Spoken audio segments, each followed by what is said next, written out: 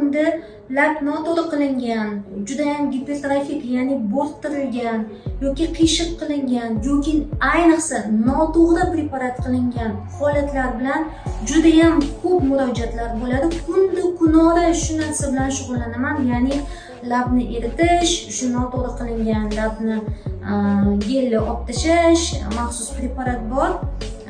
Bu narsa o'tkaziladi. Lab gel noto'g'ri yotgan gelni eritish mumkin.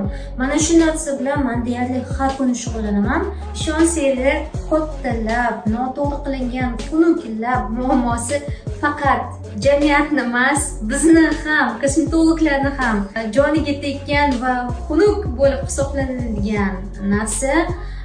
To'g'ri qilinganda bunaqa holat kuzatilmaydi. Bu narsani lab muammosini hal qilish uchun, chiroyli bo'lish uchun, labingiz husningizga ziyon yetib qolmasligi uchun, ayniqsa sog'lig'ingizga ziyon yetib qolmasligi uchun albatta mutaxassisga, yaxshi mutaxassisga murojaat qiling.